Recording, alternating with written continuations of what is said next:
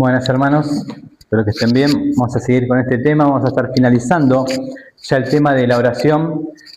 Después seguramente vamos a seguir con otro tema también de suma importancia, que son las Escrituras.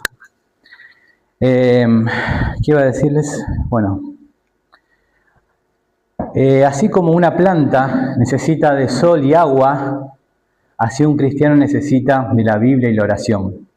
Es interesante que una planta, si tiene solamente sol, se va a secar y va a morir. Así un cristiano necesita no solamente de la Biblia, necesita la oración. Y si tiene solamente una planta agua, también se va a ahogar y se va a morir. Pero hay algo más que necesita una planta, un árbol para vivir. No solamente sol y agua, porque eso lo puede tener también cualquier religioso. Puede leer la Biblia y ser un buen orador. Falta algo más de lo que vamos a hablar hoy, que es, ¿qué necesita una planta para poder vivir, aparte del agua y el aire? El agua y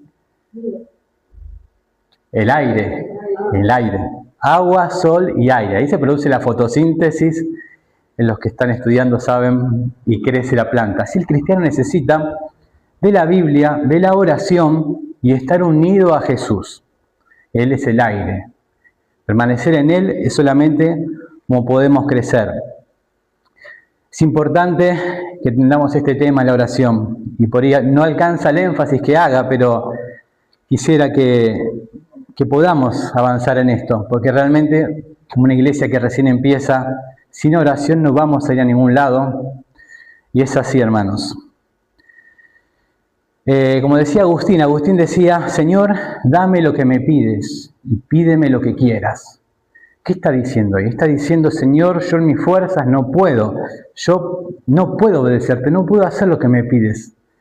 Pero si tú me lo das, sí puedo. Y es así, es solamente estando en Jesús, permaneciendo en Él, en su palabra, como la planta que necesita de agua y de sol, necesitamos de la Biblia, la oración y el aire. Y a Jesús para permanecer en Él y crecer.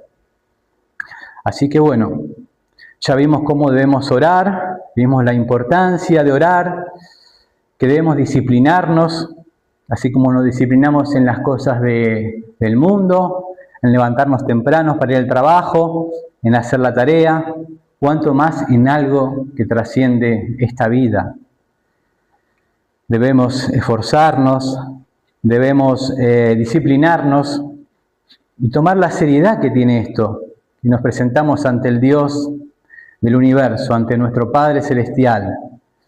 Y vimos los impedimentos también, cómo pueden ser pecados no confesados, cómo pueden ser distracciones, cómo pueden ser ídolos, cómo puede ser una mala relación conyugal, con las autoridades también. Y ahora vamos a ver algo muy interesante, los estímulos a la oración, aquellas cosas que nos motivan a orar, que nos estimulan a orar. Y bueno, no hay más estímulos que sus promesas. La Biblia está llena de promesas que nos estimulan a orar. Sus favores, los favores de Dios en nuestras vidas en el pasado, cuando recordamos las cosas que Él hizo por nosotros. Eso lo vamos a ver mucho en los salmos, cómo el salmista recuerda los favores de Dios y eso lo consuela. Y el más grande motivación para orar, mayor estímulo, ¿qué es? Conocer a Jesús. Saber que Él me amó y murió por mí. Y ese debe ser nuestra mayor motivación, que Él dio su vida por mí. Conocer su amor, seguir conociendo su amor, como decía Pablo, que no hay alto, no hay anchura, no hay moda de medir su amor. Que lo hizo decir, para mí el vivir es Cristo, el morir es ganancia. Bueno, veamos algunas promesas. En Isaías 41:10 tenemos una promesa de protección. Dice así, así que no temas porque yo estoy contigo, no te angusties porque yo soy tu Dios, te fortaleceré, te ayudaré, te sostendré con la diestra de mi justicia. Qué linda promesa, ¿no? Estas promesas nos animan a orar. Otra promesa de bienestar. Tenemos en Jeremías 29:11, dice, porque yo conozco los planes que tengo para ustedes, afirma el Señor, planes de bienestar y no de calamidad, a fin de darles un futuro y una esperanza. Qué lindo esa promesa. Promesas de renovación. Dice así Isaías 40:31, pero los que confían en el Señor renovarán sus fuerzas, levantarán el vuelo como las águilas, correrán y no se fatigarán, caminarán y no se cansarán. Qué lindo, ¿no? Esto, de restauración. Primera de Pedro 5:10 dice así, luego de que ustedes hayan sufrido un poco de tiempo, Dios mismo, el Dios de toda gracia que los llamó a su gloria eterna, en Cristo, los restaurará y los hará fuertes, firmes y estables. Qué hermoso. De vida eterna, tenemos Juan 3:16, porque de tal manera amó Dios al mundo que ha dado su Hijo unigénito, para que todo aquel que en Él cree no se pierda, más tenga vida eterna. Y hay muchos más textos sobre la vida eterna. De comunión, Apocalipsis 3:20, y le habla a la iglesia acá. Dice, mira que estoy a la puerta y llamo. Si alguno oye mi voz y abre la puerta, entraré, cenaré con él y él conmigo. Qué hermosa promesa de comunión con el Señor, que Él nos promete tener comunión con nosotros si le buscamos de verdad con todo nuestro corazón. Está la puerta llamando, y esto no es sino para los creyentes. Tenemos de purificación. Queridos hermanos, ahora somos hijos de Dios, pero todavía no se ha manifestado lo que habremos de ser. Sabemos, sin embargo, que cuando Cristo venga, seremos semejantes a Él porque le veremos tal como es Él. Todo el que tiene esta esperanza en Cristo se purifica a sí mismo, así como Él es puro. Qué promesa de purificación, de santificación. Primera de Juan 3:2. Una promesa de paz. En Isaías 26:3. Tú guardarás en completa paz a aquel cuyo pensamiento en ti persevera, porque en ti ha confiado. Qué hermoso. De provisión. Filipenses 4:19, así que mi Dios los proveerá de todo lo que necesiten conforme a las gloriosas riquezas que tienen en Cristo Jesús. De refugio, Nahum 1:7, bueno es el Señor, es refugio en el día de la angustia y conoce a los que en Él confían. Y otros estímulos en la oración, recordar los hechos del pasado, así como el salmista recuerda en el Salmo 103:2, dice, bendice alma mía a Jehová y no olvide ninguno de sus beneficios. Así nosotros, hermanos, debemos acordarnos las cosas que ha hecho el Señor por nosotros, los bienes que nos ha dado, los bienes que ha hecho en nuestra vida, porque Él solamente ha hecho bien nuestras vidas. En el Salmo 77 también dice, me acordaré de las obras de Jehová, sí, haré yo memoria de tus maravillas antiguas, meditaré en todas tus obras y hablaré de tus hechos. Qué hermosas promesas del Señor. Es un gran estímulo a nuestra oración, a disciplinarnos, a buscar al Señor. Pero ahora bien, ahora vamos un poquito más adelante. Tenemos una gran promesa en Juan 15. Juan 15:7 dice Jesús, si permanecen en mí, mis palabras permanecen en vosotros, pedid todo lo que queráis y os será hecho. Bueno, este texto ha sido muy mal interpretado y sacado fuera de contexto y se ha dicho y se dice barbaridades, ustedes saben. Se dice que los que abusan de este texto, aquellos del Evangelio de la Prosperidad, dicen, vos le podés pedir a Dios cualquier cosa, porque Él te dice, pedid y dice lo que queréis y será hecho, pedirle un auto, pedirle una casa. El contexto no habla de eso. El contexto está hablando de frutos y está hablando de permanecer en Él. Y está hablando del carácter de Cristo como el fruto. Y ahora vamos a analizar un poquito esto que dicen. Porque es una gran promesa para el cristiano esto, y es hermosa. Pues dice, si permanecen en mí, mis palabras permanecen en vosotros, pedid todo lo que queréis y os será hecho.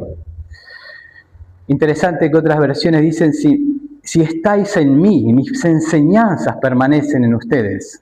Otra versión dice, si moráis en mí y mis palabras moran en vosotros.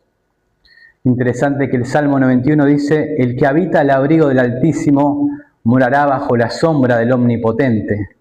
De eso se trata, de morar bajo la sombra de Dios, de permanecer en Él. en su enseñanza, en su obediencia, en comunión con el Señor. Y de eso significa permanecer. La palabra permanecer en el texto bíblico nos da la idea de quedar quieto, de perseverar, de estar firme, de morar, de vivir y de insistir, de algo constante. Esa es la idea. Si permanecen en Él, es vivir constante comunión con Él. No es a veces cuando tengo ganas, cuando me emociono, sino un compromiso constante con el Señor. El Señor se ha comprometido a salvarnos. Nosotros nos tenemos que comprometer con Él a seguirle. Así que, hermanos, es el tema de permanecer. Así el cristiano debe permanecer. Si permanece en Él en comunión, Dios promete darnos lo que pedimos, que es conforme a su voluntad el carácter de Cristo, obrado en nosotros.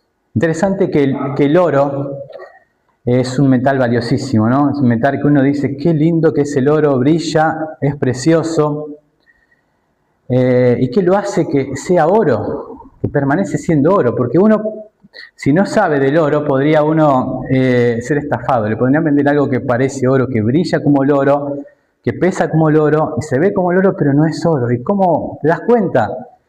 Y una de las formas es, vas a bañarte con ese anillo, esa pulsera, vas a lavar los platos, vas a hacer cosas con él, se va a rayar, se va a ensuciar, y si es falso, se va a oxidar, puede que te dé sarpullido. Conozco gente que les da alergia a todas las fantasías, o se va a romper enseguida, te vas a dar cuenta de que es falso. En cambio, si es oro verdadero, puede ensuciarse, puede opacarse, pero lo limpias y sigue siendo oro, sigue brillando como el oro.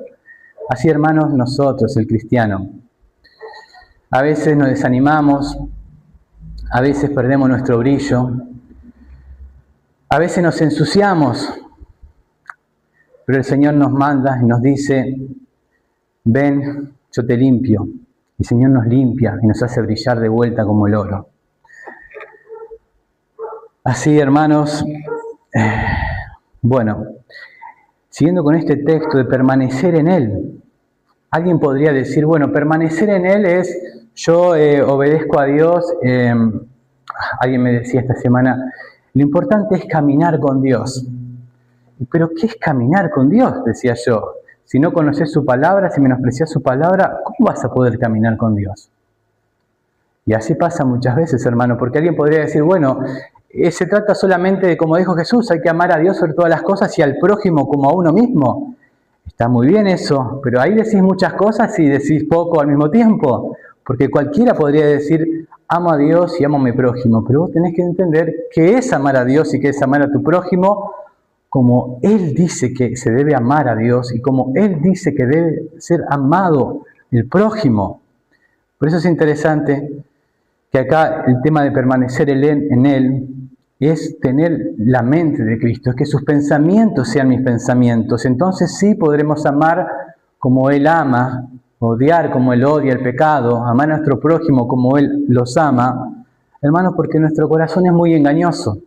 Nosotros nos guiamos por sentimientos, muchas veces nos engañan, pero la palabra de Dios no nos engaña.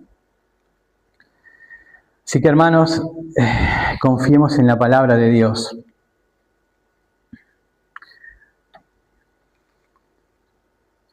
Así que, hermanos, si tú no has entregado tu vida a Cristo, hay una promesa también preciosa para ti, que está en Romanos 10:13, dice que porque todo aquel que invocare el nombre del Señor será salvo.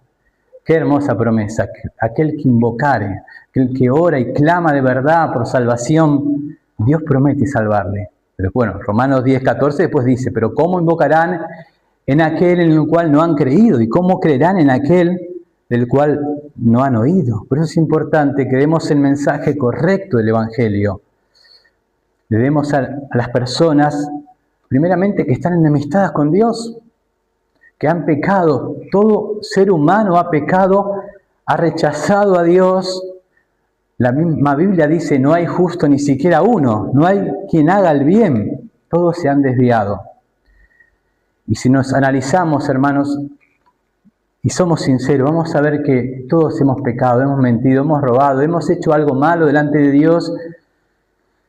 Y aunque no lo hayamos hecho, Jesús va más allá, va al corazón de la ley. Él dice, si tú has mirado a alguien con adulterio, ya has pecado, ya eres digno del infierno. Si tú has dicho necio a tu hermano, ya has odiado, ya has pecado y eres digno de la ira de Dios.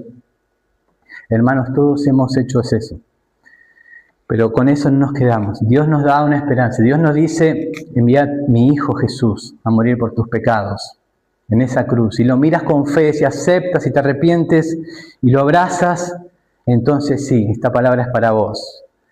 Porque dice Romanos 19 que si confesares con tu boca que Jesús es el Señor y si crees en tu corazón que Dios lo levantó de los muertos, serás salvo.